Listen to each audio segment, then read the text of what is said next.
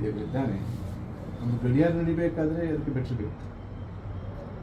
ಈ ಲೋಕ ನಡಿಬೇಕಾದ್ರೆ ಹಗಲು ರಾತ್ರಿ, ಸೂರ್ಯ ಚಂದ್ರ, ಗ್ರಹಣಗಳು, ದಿನಗಳು ಎಲ್ಲವನ್ನು ಎಲ್ಲ ಒಂದು ದೊಡ್ಡ ಒಂದು ಚೈತನ್ಯ ಇಲ್ಲ ಅಂದರೆ ಅದು ನಡೀಲಿಕ್ಕೆ ಸಾಧ್ಯ ಇಲ್ಲ. ಹಾಗಾಗಿ ದೇವರಿದ್ದಾರೆ. ಎಲ್ಲ ಕಡೆ ದೇವರನ್ನು ನಿರಾಕರಿಸಿದ್ರು.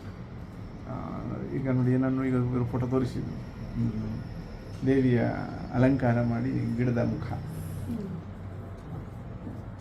ಅದರಲ್ಲೆಲ್ಲ ದೇವರಿದ್ದಾರೆ. ಈ ಗಿಡದಲ್ಲಿ ದೇವರಿದ್ದಾರೆ. ಹಾಗಾದ್ರೆ ನೀನು ಈ ದೇವರಿಗೆ ತಲೆ ಸರಿ ಇಲ್ಲ ಅಂತ ಹೇಳಿ ವೃಕ್ಷವನ್ನು ತೋರಿಸಿ, ನಿನ್ನ ದೇವರಿಗೆ ತಲೆ ಸರಿ ಇಲ್ಲ. ಯಾಕೆ? ಇಷ್ಟು ದೊಡ್ಡ ಗಾತ್ರದ, ನಾವು ಇಬ್ಬರು ಹಿಡ್ಕೊಂಡ್ರೆ ಕೈಗೆ ಎಡಕೋದಿಲ್ಲ, ಅಷ್ಟು ದೊಡ್ಡದಾಗಿ ಬೆಳೆದಂಥ ಮರದಲ್ಲಿ ಮಾವಿನ ಮರ, ಇಷ್ಟೇ ಸಣ್ಣ ಹಣ್ಣು, ಇಷ್ಟು ದೊಡ್ಡ ಮರದಲ್ಲಿ ಇಷ್ಟು ಸಣ್ಣ ಹಣ್ಣು. ಬುದ್ಧಿ ಉಂಟಾ? ಇನ್ನೂ ಬುದ್ಧಿ ಇದೆ. ಏನು ಗೊತ್ತಾ, ಅಲ್ಲಿ ಪಕ್ಕದಲ್ಲಿ ಕುಂಬಳಕಾಯಿ ಬಳ್ಳಿ ಇದಾಗ್ತಾ ಇತ್ತು, ಅದು ಎಷ್ಟು ದೊಡ್ಡ ಕುಂಬಳಕಾಯಿ.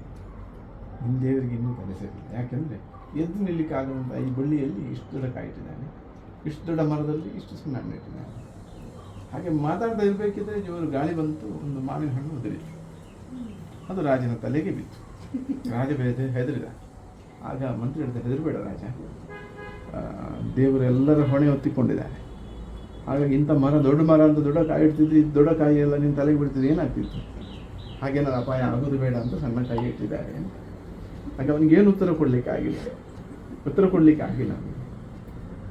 ಸ್ವಲ್ಪ ಮುಂದೆ ಹೋಗದೆ ಅವ ಎಡೆ ಬೀಳ್ತಾನೆ. ರಾಜ ಎಡುತ್ತಾನೆ, ಕಾಲಿಗೆ ಗಾಯ ಆಗ್ತದೆ.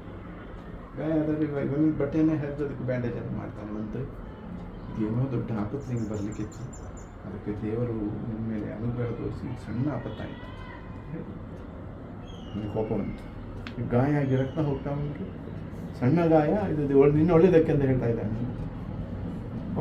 ಹಾಂ ಎಲ್ಲ ಆಗಿದ್ರೆ ಒಳ್ಳೇದಕ್ಕೆ. ಹೌದು, ಒಳ್ಳೇದಕ್ಕೆ. ಹಾಗಾದ್ರೆ ಬಾ, ನಿನಗೂ ದೇವರಿಗೆ ಒಳ್ಳೇದು ಮಾಡ್ತಾರೆ ಅಂತ ಮಂತ್ರಿಯನ್ನು ಕರ್ಕೊಂಡು ಹೋಗಿ ಸ್ವಲ್ಪ ಮುಂದೆ ಹೋಗಿ, ಅದೊಂದು ಬಾವಿ ಇದೆ, ಆಳು ಬಾವಿ, ಅದಕ್ಕೆ ದುಡಿ ಹಾಕಿ, ಇದು ಒಳ್ಳೇದಕ್ಕೆ. ಮಂತ್ರಿ ಬೇಜಾರಾಯಿತು. ರಾಜ ಮಂತ್ರಿ ದೇವರ ಹೆಚ್ಚೆ ಅಂತ ಬಿಡ್ದ. ಅಷ್ಟೇ ರಾಜ ಇನ್ನೇನು ಆಚೆ ಹೋಗ್ಬೇಕಾದ್ರೆ ಒಂದಿಷ್ಟು ಕಾಡಿನ ಮನುಷ್ಯರು ಬಂದು ರಾಜನ ಹಿಡ್ಕೊಂಡು ಕಟ್ಕೊಂಡು, ಅವರಿಗೇನು ರಾಜ ಅಂತ ಗೊತ್ತಿತ್ತು, ಹಿಡ್ಕೊಂಡು. ಯಾಕೆ ಕರ್ಕೊಂಡು ಹೋದ್ರು ಅಂದರೆ ಅಲ್ಲಿ ಒಂದು ವನದೇವತೆ ಪೂಜೆ ಬರುತ್ತೆ ಕಾಡಿನಲ್ಲಿರುವ, ಬಲಿ ಕೊಡಲಿಕ್ಕೆ. ಬಲಿ ಕೊಡಲಿಕ್ಕೆ ಅಂದರೆ ಒಂದು ಪೂಜೆ. ಆಗ ಯಾವುದೋ ಒಂದು ಪ್ರಾಣಿಯನ್ನು ಬಲಿ ಕೊಡಬೇಕು. ಆಗ ರಾಜನನ್ನು ಕರ್ಕೊಂಡು ಹೋಗಲಿಕ್ಕೆ, ಈ ಪ್ರಾಣಿ ಅಂತ ಹಿಡಿದದ್ದು ಇವನು, ರಾಜ ಅಂತ ಗೊತ್ತಿಲ್ಲ, ಕೈ ಕಾಲು ಕಟ್ಟಿಕೊಂಡು ಹಾಗೆ ಅಲ್ಲಿ ವನದೇವತೆ ಮುಂದೆ ಮಲಗಿಸಿ. ಒಂದು ಯಜಮಾನ ಬರ್ತಾನೆ, ಬಂದು ಬಲಿ ಕೊಡಬೇಕಲ್ಲ, ಆಯ್ದು ಹಿಡ್ಕೊಂಡು ಬರ್ತಾನೆ. ಮೊದಲು ಬಲಿ ಕೊಡಬೇಕಾದ್ರೆ ಗಾಯ ಇರಬಾರ್ದು, ಗಾಯ ಇಲ್ಲದ ಪ್ರಾಣಿಯನ್ನು ಬಲಿ ಕೊಡಬೇಕು. ಇಲ್ಲಿ ಕಾಲಲ್ಲಿ ಗಾಯ ಇದೆ, ರಿಜೆಕ್ಟ್. ಹಾಂ, ತಲೆ ಹೋಗೋದೇ ಉಳಿಯಿತು, ಜೀವ ಹೋಗೋದೇ ಉಳಿಯಿತು.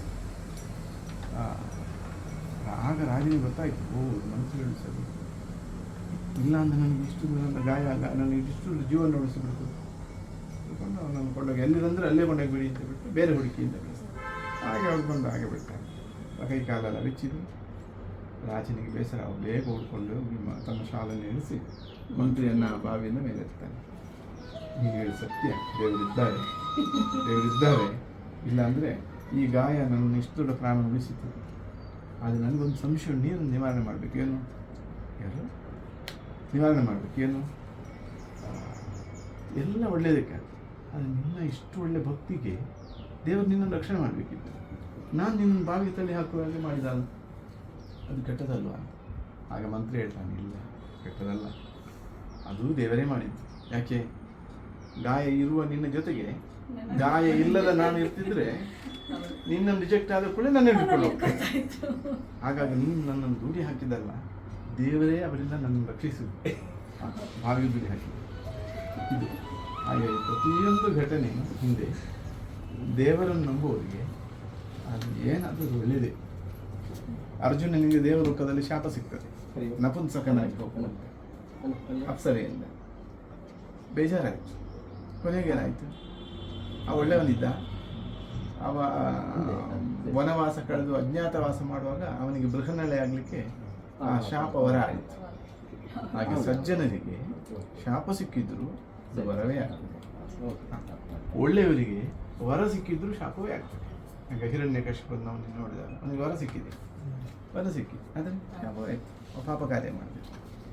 ಹಾಗಾಗಿ ಒಳ್ಳೆಯದನ್ನು ಮಾಡ್ತಾ ಹೋಗ್ಬೇಕು. ಉಳಿತಲ್ಲಿಯೂ ಒಳ್ಳೇದು ಯಾವುದು ಅಂತ ನೋಡಬೇಕು.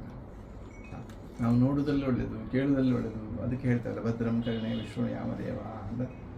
ಹಾಗೆ ಒಳ್ಳೆಯದನ್ನೇ ಕೇಳಬೇಕು, ಒಳ್ಳೆಯದನ್ನೇ ನೋಡಬೇಕು, ಒಳ್ಳೆಯದಕ್ಕೋಸ್ಕರವೇ ಈ ಆಯುಷ್ಯವನ್ನು ಕಳೆಯಬೇಕು. ಅಷ್ಟು ನೀವು ಮಾಡುವಂತ ದೇವರಿಗೆ ಪ್ರಾರ್ಥಿಸು. ಹಾಗಾಗಿ ಏನಾದರೂ ಒಳ್ಳೆಯದಕ್ಕೆ ಆಯಿತಾ. ಮತ್ತು ಅವರು ಮುಂದೆ ಬಂದರೂ ಒಳ್ಳೆಯದಕ್ಕೆ, ಬರೋದಿಲ್ಲ